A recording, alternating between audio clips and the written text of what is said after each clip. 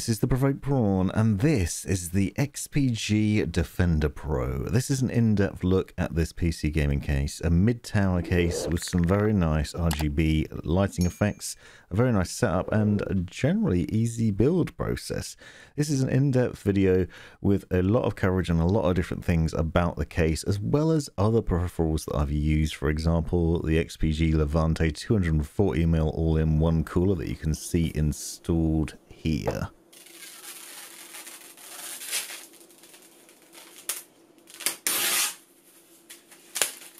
You'll also see that I have some XPG RGB RAM, an XPG NVMe SSD, and a BeQuiet PSU. These were all supplied by those companies in order for me to complete this build process, so a big shout out to them for the supply of the gear.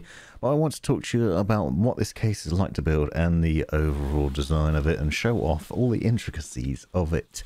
Now, this is a mid-tower case, as I said. It will fit motherboards from Mini ITX, Micro ATX, ATX, eATX, CEB and EEB, so you have a multitude of different setups in there. And as you see, it comes pre-installed with 3 XPG Vento 120mm ARGB fans, and it has support for a number of different setups. You can have a 360mm radiator on the front, for example, or 280 or 240, or you can go 280, 240 or 120 on the top, or 120 on the rear. I'll leave all the other specifications in the description, and I'll show you all the other aspects of this build. Now, I completed this build before the Corsair 7000D, which I've done recently, so if you see some of the parts being reused between those builds, that's the reason why, because I was essentially building 2 cases at the same time. And if you want to see a behind the scenes look at this case or the Corsair, please check out the links in the description to my behind the scenes videos on this. You might have already seen those maybe. But this is actually a very nice looking case. It's available in black or white, so you have the option of what you choose. And it has a pretty decent setup to it. As I said, a really easy setup. Initially, I think when I started the build process, I thought it was going to be quite complicated. And mostly because of the fans. Actually became a lot easier as I went on and as I started to understand what it was like. And the end result is actually quite impressive, with some pretty funky visuals.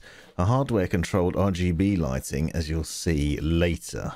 It has a tempered glass side panel, so you get a nice view into the case. And as I said, it comes with 3 fans as standard. You have 2 mounted on the front and 1 at the rear. I'm going to change that setup ever so slightly and talk to you about why I'm doing that. You also have a nice bit of dust covers. There's a magnetic dust cover on top, and there's one on the underside.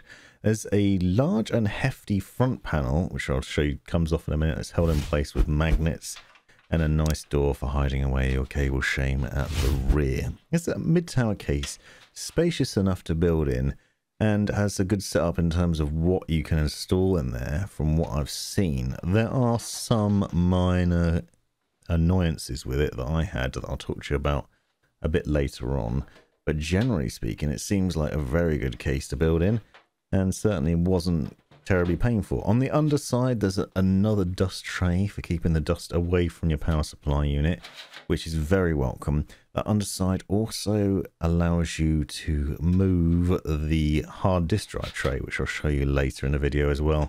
So the setup is already interesting from that point of view. The side panel is held on with thumb screws, fairly straightforward, so getting those off and then pull that off and you can get access into the thing itself.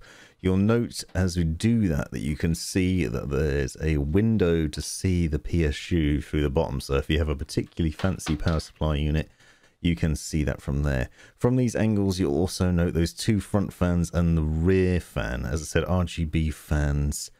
And as standard, I think they'll probably do some pretty decent cooling. I'm not actually adding extra fans to the case, apart from the 2 that are included with the 240mm. And yet the cooling actually was pretty good. I've run some benchmarks, which I'll leave in the description, specifically for testing the all-in-one cooler out. At the rear, you'll see all the front panel cables, which look quite intimidating when you look at them closely, because there's multiple RGB cables in there. More on that later on. You'll also note a nice bit of channeling towards the front in terms of the cable management. So although there's no dedicated cable tray or anything like that, you do have plenty of nice rubberized holes to put your cables through and keep things neat. That front panel comes off, and then there's a interesting dust shield which looks like it should just pull away, but is actually held in place with a clip system which requires you to pull the top and then lift from the bottom, because there's a number of clips, so it's not easy to get off, which isn't necessarily an issue, but an interesting design. Where I've come from previous cases where the dust tray is usually just held in place with plastic clips or magnets, this thing is actually more secure than anything else. But what we will note at this view is that the bottom fan, there is no bottom front fan as standard, which really annoys my sort of OCD-ness about this setup, which is why I'm going to take off that rear fan and put it on the front instead. But how you set it up is obviously up to your personal preference. One thing I really do like about this is that front panel is held on with magnets, so it's easy to take on and off. It's actually heavy and substantial as well, quite a weighty affair. On the back, you'll see a fairly clean setup with a hard disk drive tray at the bottom. Again, I said you can move that around. You have room for two 3.5-inch drives or two 2.5-inch drives. And so you can install a number of different drives back here. For the purposes of this build, I'm just using NVMe SSD drives, so I won't actually be using any of those. But you should have enough space for whatever storage you're adding in there, as long as you don't plan on adding 6 standard hard drives. There's a decent amount of storage. And here you can see what I was talking about with a fan. You'll notice that if you had the bottom fan installed and you had some hard drives, you'd essentially be blowing cold air directly onto your drives, which wouldn't necessarily be a bad thing. But if you're not worrying about installing hard drives and you're not too fussed about what the RGB looks like on the front, you could just keep this set up with 2 front fans, because obviously the level that they're at will potentially be intaking air over your graphics card and other things, and still doing a good job of cooling with the standard setup. If you then top mount a radiator for all-in-one cooling, for example. At the rear, you'll also note that there is a slot for allowing you to vertically mount your graphics card if you so wish, and I will demonstrate how to do that a bit later on. And at the very top of this, you'll also notice plenty of channeling for your cables, which will pass through into the rear from the front. And so there's some fairly easy setup hints that you already get. Now, one of the things that struck me immediately once I got this case open was the number of cables coming out of the fans. Usually with RGB fans, you have 2 cables coming out, one for RGB, one for power. These fans actually have 4 cables coming out, 2 for RGB and 2 for power, and that's because they're daisy chainable fans. And once you realize that, it doesn't become quite as intimidating. But basically what it means is you connect those fans up with one cable onto the next and then onto the next, so you can chain them up into a linked setup for the RGB lighting and for the power, which makes life a lot easier. There's no control boxes to worry about, but the instructions in the manual are actually lacking on how to do this, so you just have to sort of use your own brain. Luckily, because of the design of the cables, it's fairly straightforward. You'll see the RGB ones have these pins on them and the directional arrows to sort of tell you which direction they're coming from. But there are also cables like this coming from the front panel as well, which I'll show you later on. And that's because there are RGB lighting zones on the front, at the top and the bottom. So once you get this set up correctly, you can then control the RGB lighting with a button on top of the case, which allows you to switch between the different modes. And I'll show you that nearer the end of the video. Very simple setup that initially looks quite intimidating, but isn't anywhere near as bad as you might think. So what I'm doing now is I'm taking that rear fan and I'm installing it on the front, and this is purely from an aesthetic point of view. As I said, I just like the idea of having 3 RGB fans at the front rather than 2 at the front and 1 at the rear. That's going to be a personal preference for you, but it's basically a case of unscrewing the screws that are held in place on the rear and then swapping it out onto the front. Fairly straightforward and easy to do. Also, the connections then are much easier because then you can daisy chain from the bottom to the second fan, the third fan, and so on, and then set up that connection. Obviously, running all XPG things in here makes life a lot easier as well. So here you can see all the bundled cables from the front panel connections. Quite a few cables, again quite intimidating if this is your first build, but if you know what you're doing, it's fairly straightforward. You have the USB connection here, the chunky one that goes in the motherboard. I'll show you that later on. There's also front panel audio connection, again plugs into the motherboard, and then you start to see some of the RGB cables in here. And again, as I said, this comes from the various RGB strips on the front of the case itself, and there you can see a number of them, some of them already connected together, and so there's a lot of different cables there, but you can actually connect those into the fans that you're installing, and so you're daisy chaining the effect from the RGB lighting strips into the fans and so on, and so it just creates that sequence of lights together, making life a lot easier. And it's actually looks intimidating on paper, but it's actually a lot easier than having to worry about different control boxes and such. And if you look at my video on the Corsair 7000D, and when I had 12 fans in that, the sheer number of sort of cables and control boxes in there, it became quite intimidating, whereas this one is actually quite straightforward once you've sort of wrapped your head around it. Now, on the bottom of the case, when you open it up, you'll also find a little cardboard box within the hard disk drive tray.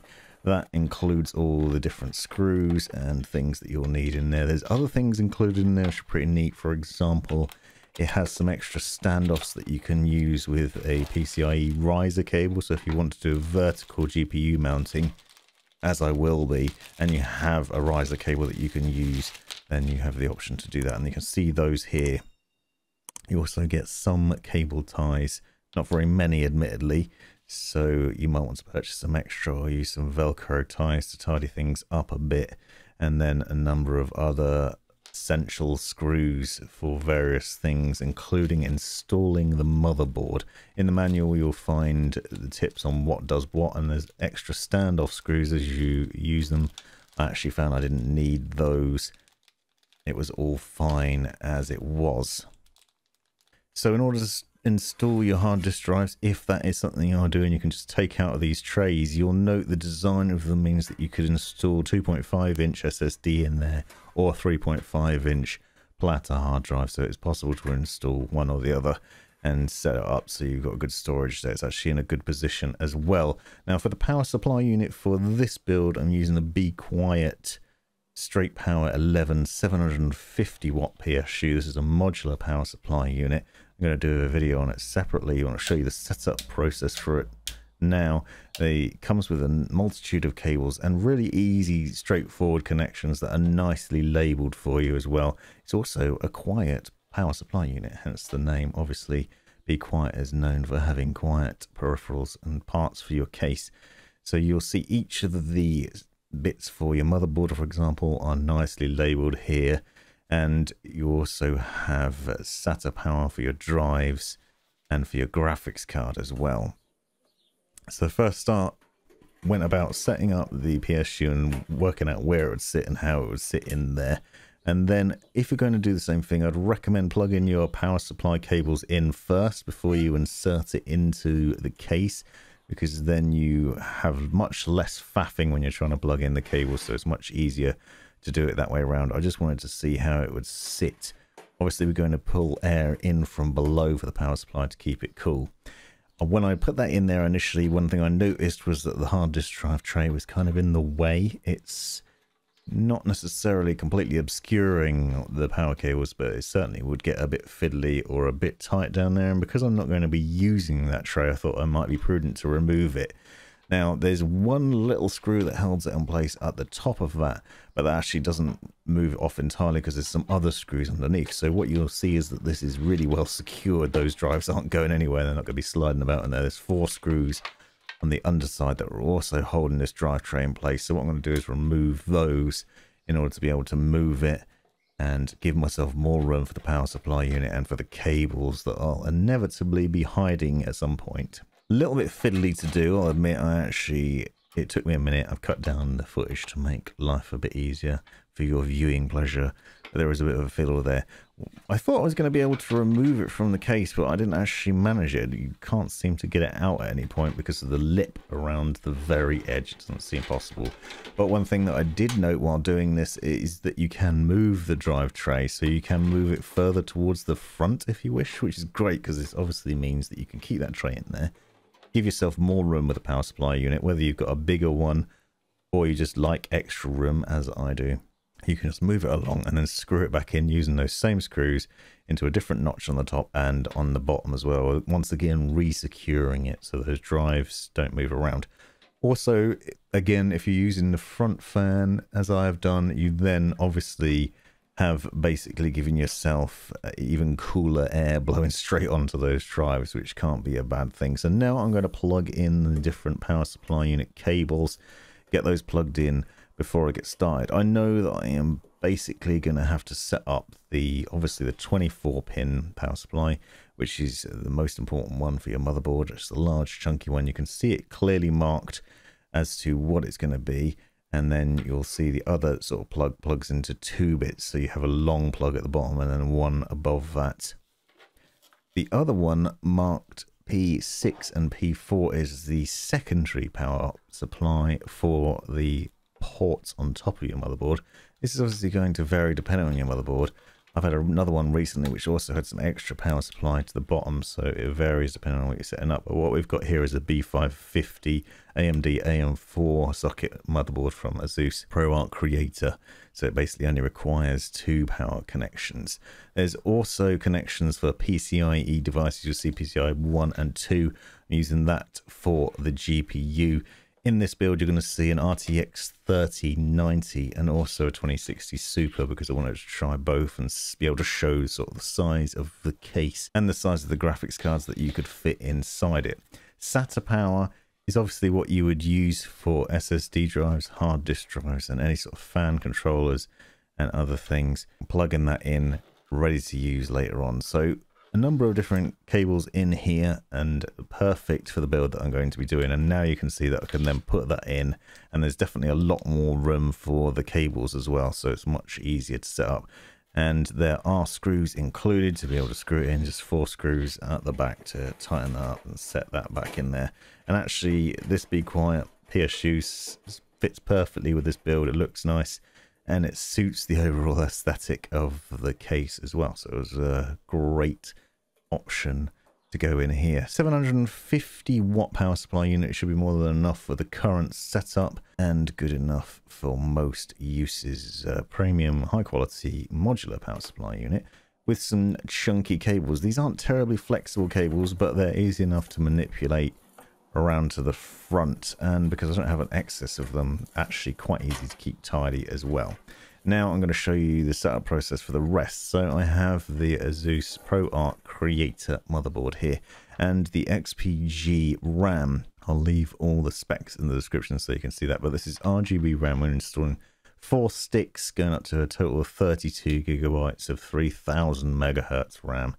And this has some pretty nice RGB lighting that you'll see a bit later in the video that will complement the RGB from the rest of the setup, including the NVMe SSD, which I'm also installing in there. Now, this is a fairly nice, reasonably affordable motherboard, which also has 2 NVMe SSD slots on it, so you've got some good storage capabilities in there and a nice number of connections. It also is a good fit for this case based on the size and also the connections for the front panel, so it has the connections that you'd need for a USB and USB-C front panel connections, so fairly straightforward setup. Now, the M2 drives are hidden under these heat shields, and so it's just a case of unscrewing those. Make a quick note to remind you that not all M2 drives necessarily have the same speed in the different slots, and using the top one is always preferable.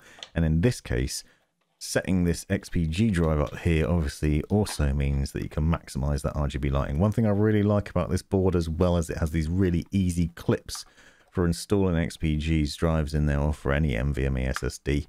Rather than a screw, you just have it held down in place with a clip, which was just a blessing. Really nice. So this is an AMD setup with a Ryzen 9 5900X CPU. And as I said, I'm going to be using XPG's 240mm all-in-one cooler as well for this setup, and I'll show you the process for installation of that. But I thought it might be nice to see a little tease of the installation of the CPU. Ryzen is obviously a good option for gaming and productivity, and in this case the person that's going to be using this setup is going to be doing a lot of video editing and productivity work as well as playing some games as well, so a good choice in terms of the overall setup here. This AMD board also has 2 clips that you'll see close up here for the installation of the cooling bracket, and I'll show you why that's important. Just keep that in mind. At the top and bottom of the CPU there's 2 brackets that will hold our cooler in place as we go forward with this installation. Now the motherboard already has a pre-installed IO shield on it, so it simply just slips into there and you pop it over the standoffs that are already pre-installed. As I said, I didn't need to install any extra ones that are already pre-installed in there, so it's just a case of slotting it in and then using the screws that are included in the motherboard. Have a look at the manual to see which ones you need to screw that down and hold it into place, and you can see from this top down angle which holes you need to do. They have a silver lining around the outside of them, so really easy installation. Straightforward setup. Just make sure to screw them all in so it doesn't move around. The next part for this build is we actually have to remove the pre-installed heatsink brackets from the motherboard. So there's 4 screws that hold those bits of plastic on. As I said, we're not going to be using those, but we will be using the back plate and the standoffs that are usually included there. This is a different setup to the Corsair all-in-one cooler that I did recently, which was an AMD AM4, and this setup is actually a lot nicer. So there's 4 screws included with the cooler, which basically need to go in those holes to hold the pump head in place, but you also need to make sure that the back plate is installed properly. This is included with the motherboard as standard, and it had accidentally come off when I took those brackets off. You can see them poking through, and then we're going to install the standoff screws for the pump head there. So just screwing them down onto each of the 4 corners, and then the pump will sit over the top of that. So this is the 240mm cooler from XPG. It too has RGB lighting on it, and you'll note on the right hand side, for example, that the fans have the same setup. They have 4 cables coming out of them. And so it looks, again, quite intimidating, especially with the extra cables coming out the pump head. But once you get installing it, it's fairly straightforward. This is also able to fit on Intel and AMD setups. And you'll see the different brackets that are included in the box. So I've worked out the position of where I'm going to put this all-in-one cooler. I'm going to mount it on the top, 240mm, so it'll fit on the top. I'm also going to position it so the pump tube's on the left-hand side to make sure that the RGB lighting from a RAM is visible, and also just for the overall aesthetic. So what I'm doing now is installing the fans so that they're facing down into the case, which means they'll be pulling air out of the case and exhausting up through the radiator and out into the room. And so these are the only fans that are now going to be exhausting. It might be beneficial maybe to purchase another one of these XPG fans to add to the rear, or, as I said, just leave the 2 on the front and the 1 on the rear. It really is a personal preference. However, what I found when benchmarking and testing is actually this setup works quite well with 3 intakes and 2 exhausts through the radiator, so it's not a problem. So when they're installed, you'll then see there are cables included, again, power and RGB lighting. The instructions in the manual are fairly straightforward, but basically one lot of cables plugs into one and one into the other. You can't plug the wrong things into each other because one's power and one's RGB, so they have a different setup. But basically it's for the flow of lighting across the case and also the syncing of it. I didn't think it was going to be as easy as it is. It's actually remarkably easy once you sort of wrap your head around the fact that it's a daisy chain system and basically these cables are connected into one another. So anything where you see these multi-pin things is the RGB connection, and it's just a case of looking at what the setup is in the manual. Much simpler than one might expect. The other thing is the pump head doesn't come installed with any brackets, so there are different brackets to be installed whether you're using an Intel or an AMD build. But the installation is really straightforward because you'll notice there's some notches around the pump head itself. So just for demonstration purposes, I'm showing how you'd put it on. It basically just slides on and then turns around to click in place and then be held. You also note that the pump head itself also has pre-applied thermal paste, and I used that for the testing on this one. I didn't take it off and put any extra on, and yet I still found that it ran well. And as you'll see from the benchmarks, it kept it cool as well. And considering it's an AMD processor, those usually run quite hot, and this worked sufficiently to keep it cool, which is very nice. But it's really easy to take that off. What I'm just demonstrating is how you do that, because one of the mistakes I've made is I've immediately put it on the wrong way. So now I'm mounting it into the case, so I'm putting the radiator on top. One of the things that I noted is because of the way it's set up and what you can install on here, it was hard to work out where the best position was going to be. I was basically working out where the screw holes are, and so it ended up sort of being off center. It's not right to the back and it's not right to the front, it's kind of roughly in the center, so it looks, it's not a perfect setup, I don't think, in where the positioning of the radiator ends up being. As you'll see from here, there's space on either side of it. Maybe it looks a bit messy, I'm not sure. But now what I'm going to do is show you how to install the pump head and the mistake that I've made in terms of that bracket. We also note there's cables coming out over the pump head as well, which also need to be plugged in. I'll show you where to do those in a minute.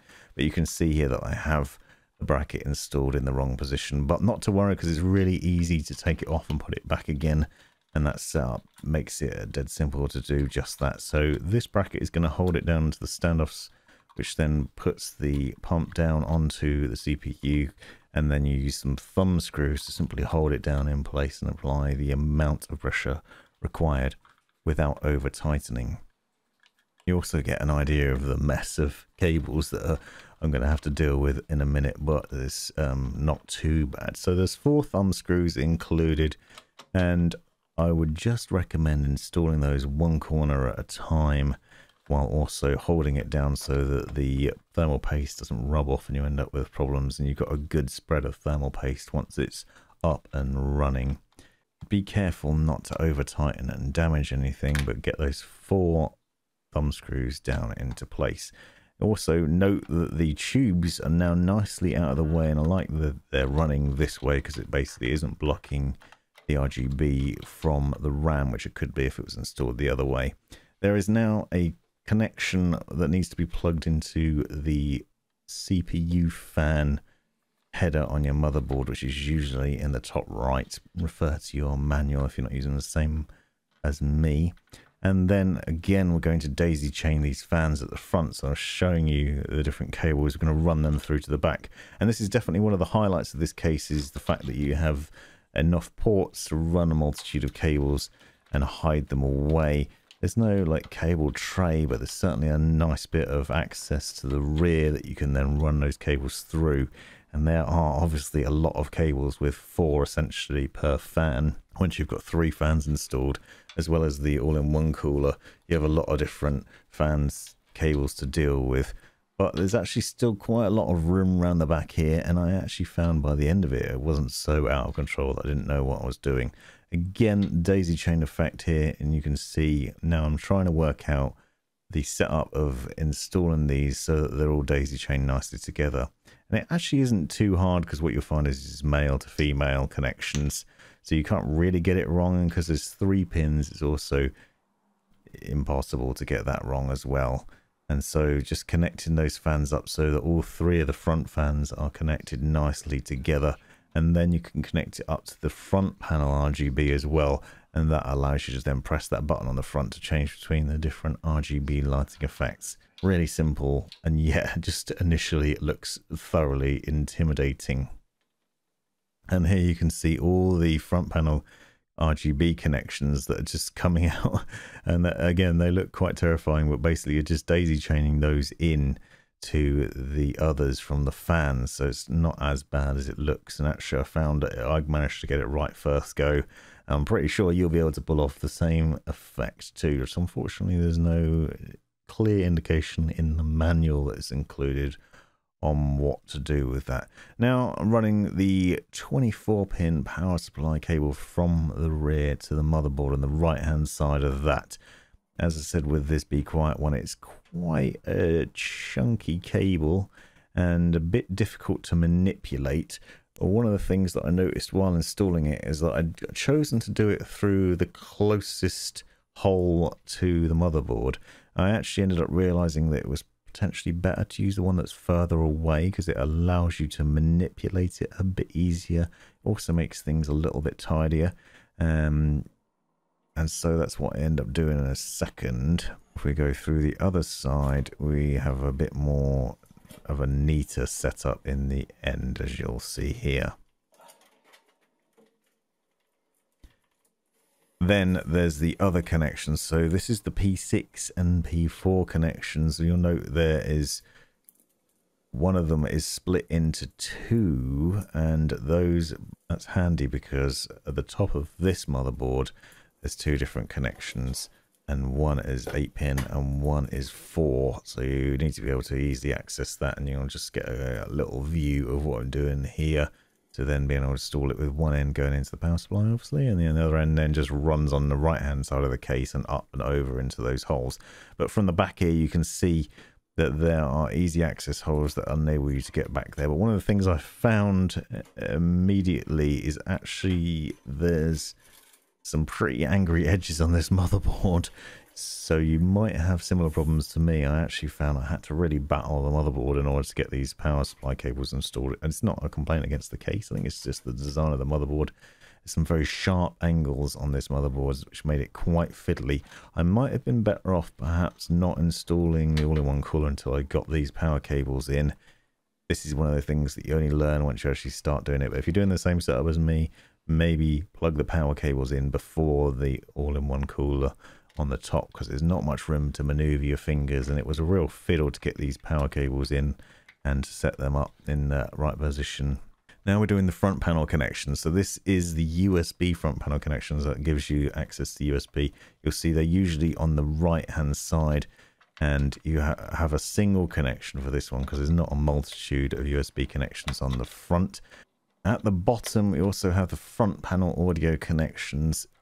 Recommend referring to your motherboard to find out where those are, and then the power switch button and the reset switch buttons, they all have different little attachments as well. Again, on this case they're installed on the right hand side of the motherboard, but your motherboard might be slightly different. You also have to refer to the motherboard manual to see where the minus and plus terminals are going to connect for each of them. So those are probably some of the fiddliest bits to install on the motherboard from the case. So now we have it in a sort of semi-finished position where I plugged it in and turned it on to make sure everything was working as it should, and was pleased to see that the RGB was lighting up, and it all starts off with this off orange shade. And you can see that's on the pump head, on the fans, on the front fans, and on the top fans. Fairly straightforward setup and a nice starting point. Next stage is to install the GPU. So as I said, I'm using an RTX 3090. This is Gigabyte overclock vision card. This is my own GPU.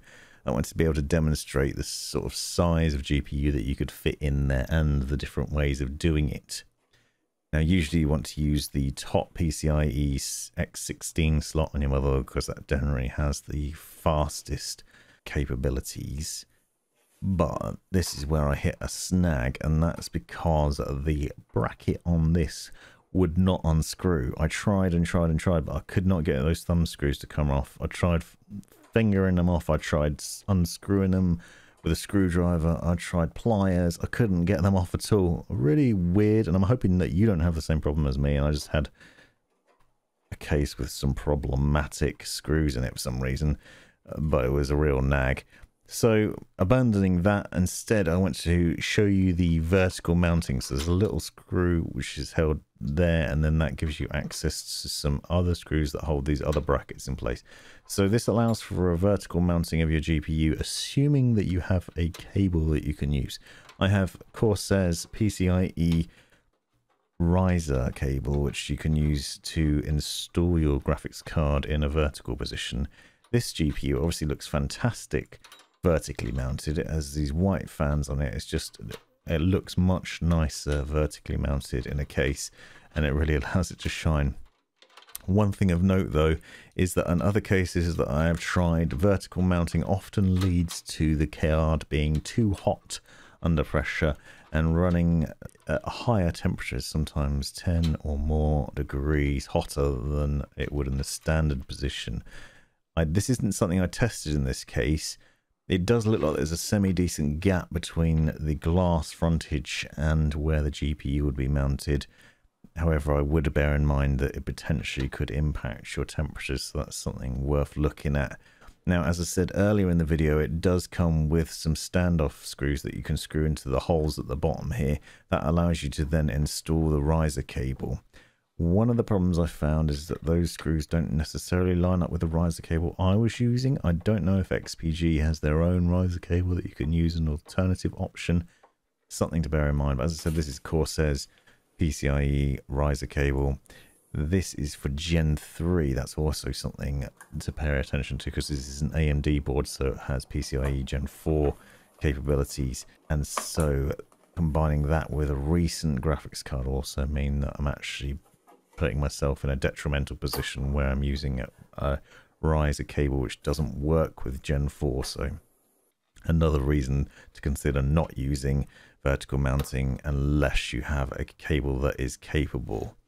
Once that's done, there are some screws included that allow you to screw the riser cable down into the case and secure it in place. That then means that you can install your GPU securely in there and make the most of the added visual glory that comes with having it mounted this way. The GPU then essentially clips in the usual manner, pushing it into the riser cable and then hooking it into the back and then securing it in place with the thumb screws and the other little screw that was already present on there. You will notice a little bit of sag, but I actually think that's partly down to my riser cable, which is not in perfect condition, so your card might not look like this. Obviously depends on the weight of the card as well, so it's quite a chunky beast. But what you'll see is 3090 actually fits in this case pretty well, with still some space at the front. It is quite a large card and it does certainly take up a lot of the room, but it isn't terribly bad.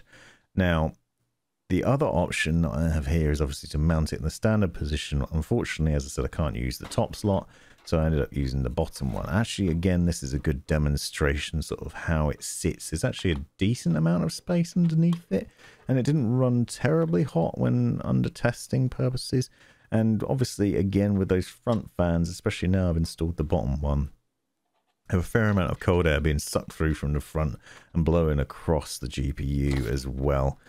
Also have those PCIe cables coming from the PSU running through that gap in there and then plugging in with relative ease on that. So there you can see again a good view of what the 3090 looks like and how it sits in this setup. So actually looks pretty decent in here, fits in quite well. So what you see now is that the case is nice and capable. It's fairly straightforward in its setup, and it has a good number of options in terms of where you mount your hard drives, what you do with the fans, whether you're going to vertically mount your GPU or not. The overall sort of aesthetic of it is also very pleasing. And then you can just simply turn it on. I found it turned on first time. All the fans were working as they should be. All the lighting was correct. It just went really well. It was a great build. Really easy to build in. It's surprisingly easy, despite what looked like quite an intimidating setup in terms of the fan cables. And the end result is a very nice looking machine with some nice RGB lighting. Unfortunately, I couldn't get the drive and the RAM to match up with the fans. I think that requires a bit more playing around with the XPG software, which I did cover in the NVMe SSD video that I've done recently. One other thing that I noted is with this top mounted rad, because of the screws, they actually force the dust cover to sort of stick up in a couple of places. A minor niggle, but there's basically bubbles on the top there, or it doesn't sit perfectly on top. This is a minor annoyance, but I think it's worth noting. And here's a close-up shot of the case itself. Not terribly loud. It actually ran quite quietly, even under load when I was testing out the cooler efficiency with some benchmarking.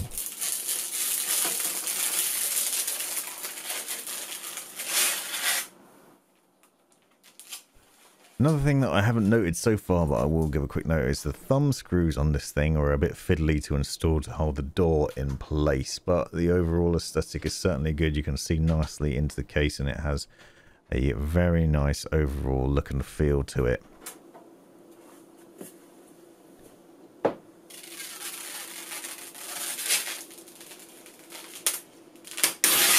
Now, a quick demonstration of what you can do with the RGB. There's a button on the front at the top near the power buttons and such. Just press that and it changes all the RGB lighting in a flash. Once you've got it set up, you can see it's changing the pump head and all the fans, and just goes between a number of different sort of static colors and then a multitude of effects. And it isn't just the fans either. There's also RGB lighting strips on the top and bottom, so you can see the glow here with the cover off. I think that is worth demonstrating. Sort of up and down lighting, some very subtle and yet pleasing RGB lighting effects on there.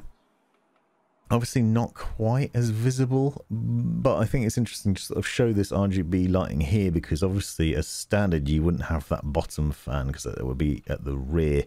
So you can see now why I've done this setup like that, and it's an interesting design choice for them to sort of leave one off the back, but I suppose they want you to buy more.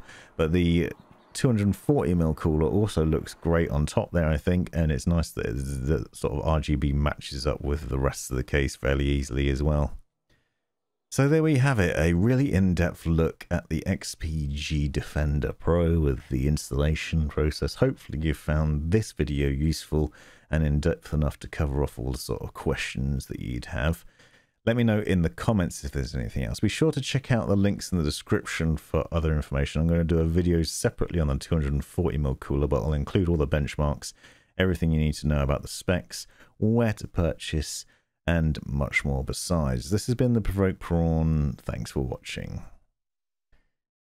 This has been the Provoked Prawn. Hope you found this video useful, interesting, hilarious, or otherwise. Take a look at these other videos that I think you might find interesting as well. And have a look at the description for links and other information you might find useful. Click that join button to see the benefits of being a member of my YouTube channel. And most importantly, have a great life.